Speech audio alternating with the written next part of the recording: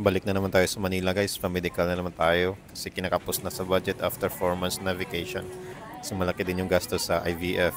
Pero worth it naman kasi successful din yung IVF at finally buntis na yung wife ko.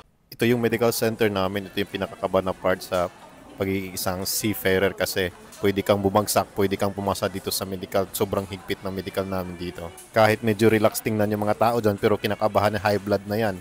Sa sobrang kaba namin, papunta pa lang sa nurse station para kuhanan ng BP, high blood na kaagad. Kita din lahat ng kaluluwa mo dito sa medical namin kasi tutuwad ka, hihiga, hukubad, susundutin yung puwet at kung ano-ano pang ginagawa. Kaya dapat bago ka magpa-medical, maganda yung preparation mo para isang click lang, pasado na lahat ng test.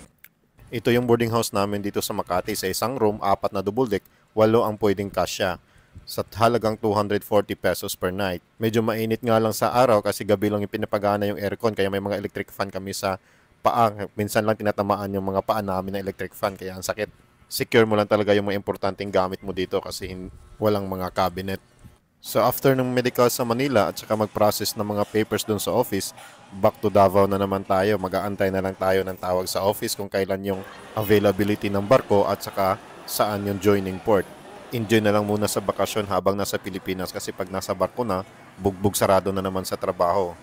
Minalas nga lang kami sa uwi na to kasi naabutan kami ng Microsoft software breakdown kaya ang daming stranded sa airport. Halos lahat ng flight canceled kaya bumalik na naman kami dun sa boarding house para mag-rebook ng flight. Pero natuloy naman yung flight kinabukasan at nakauwi din ng Davao safely.